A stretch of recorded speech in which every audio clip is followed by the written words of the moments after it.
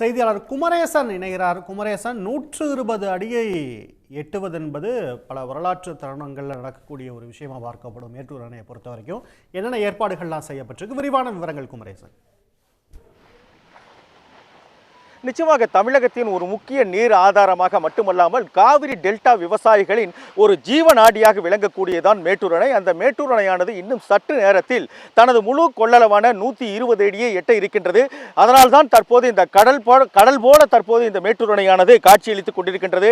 அதாவது மேட்டூர் அணையிலிருந்து காவிரி டெல்டா பாசனத்திற்காக தமிழ்நாடு முதலமைச்சர் மு.க. ஸ்டாலின் அவர்கள் மேட்டூர் அணையில் 114 அடி இருக்கும் பொழுது கடந்த 12ஆம் தேதி, இந்த ஜூன் மாதத்தில் 12ஆம் தேதி மேட்டூர் அணையிலிருந்து காவிரி டெல்டா பாசனத்திற்காக தண்ணீரை திறந்துவிட்டார். அதனைத் தொடர்ந்து டெல்டா பாசனத்திற்கு தொடர்ச்சியாக தண்ணீர் விடப்பட்டு வருகிறது. இன்றைய நிலையில் கூட 26,000 கனஅடி அளவில் மேட்டூர் அணையிலிருந்து காவிரி டெல்டா பாசனத்திற்கு தண்ணீர் திறந்து விடப்படுகிறது. இந்த நிலையில் தான்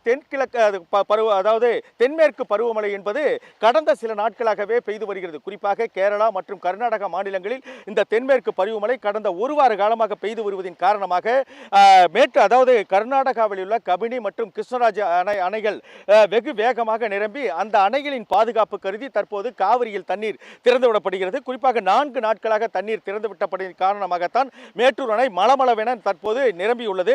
குறிப்பாக இன்னும் சற்று நேரத்தில் ஓரிரு மணி நேரத்தில் தனது முழு கொள்ளளவை எட்ட இருக்கிறது. அதாவது இன்று 12 மணி நிலவரப்படி மேட்டூர் அணையின் நீர் மட்டம் என்பது 119.520 இருந்தது. அதே போல மேட்டூர் அணைக்கான அந்த நீர் வரத்து 59,400 கனஅடியாக வந்து கொண்டிருக்கின்றது. அதே போல நீர் இருப்பு என்பது 92.70 இருந்தது. அணையிலிருந்து 26,000 கனஅடி தண்ணீர் தற்போது வெளியேற்றப்பட்டு வருகிறது.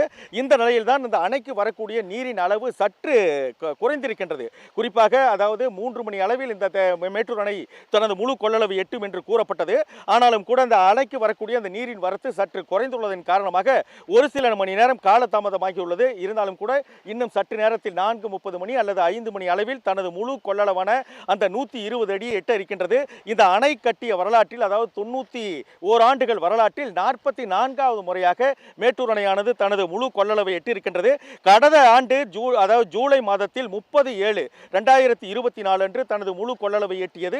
அது 43வது முறையாகும். 44வது முறையாக இன்னும் சற்று நேரத்தில் தனது முழு கொள்ளளவை எட்ட இருக்கின்றது. இதன் காரணமாக பாசன விவசாயிகள், அதாவது டெல்டா பாசன விவசாயிகள் பெரும் மகிழ்ச்சியில் இருக்கிறார்கள். குறிப்பாக இந்த அணைக்கு வரக்கூடிய அந்த நீரின் வரத்து தொடர்ந்து அதிகரித்ததன் காரணமாக மேட்டூர் அணை தற்போது நிரம்ப இருக்கின்றது. எனவே மேட்டூர் அணைக்கு பாதுகாப்பு கருதி மேட்டூர் அணைக்கு வரக்கூடிய தண்ணீரை அப்படியே வெளியேற்றுவதற்கான நடவடிக்கையில் தான் தற்போது நீர்வளத்துறை அதிகாரிகள் இறங்கி இருக்கிறார்கள்.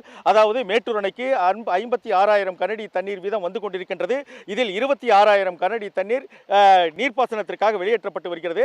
மேட்டூர் அணை இன்னும் சற்று நேரத்தில் நிரம்பும் பொழுது மேட்டூர் அணையின் பாதுகாப்பு கருதி அணைக்கு வரக்கூடிய அந்த தண்ணீரை அப்படியே வெளியேற்றிருக்கிறார்கள். காவிரியில் வெளியேற்றும் போது காவிரியில் வெள்ளப்பெருக்கு ஏற்படுவதற்கான வாய்ப்பு இருக்கிறது.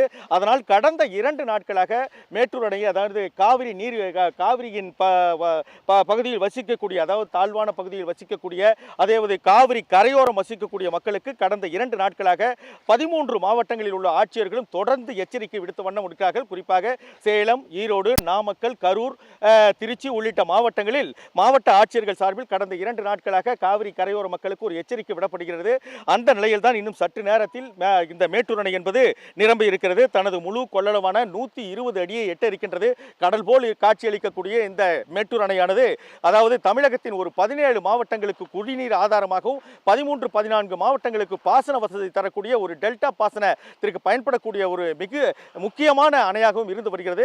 இந்த அணையானது 44வது முறையாக இன்னும் சற்று நேரத்தில் தனது முழு கொள்ளளவான அந்த 120 அடியை எட்ட இருக்கின்றது.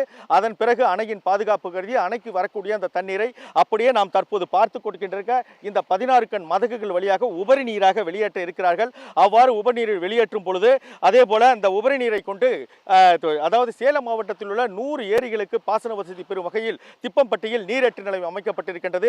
அந்த நீரேற்று நிலையத்தையும் இன்று மாலை சுற்றுலாத்துறை அமைச்சர் ராஜேந்திரன் அவர்கள் திறந்து வைக்க இருக்கிறார்கள்.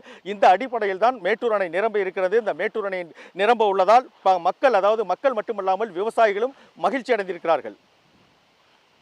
உங்களுடைய முழுமையான விவரங்களுக்கு நன்றி குமரேசன். உடனுக்குடன் செய்திகளை தெரிந்து கொள்ள சன் நியூஸ் பெல் ஐகானை கிளிக் பண்ணுங்க.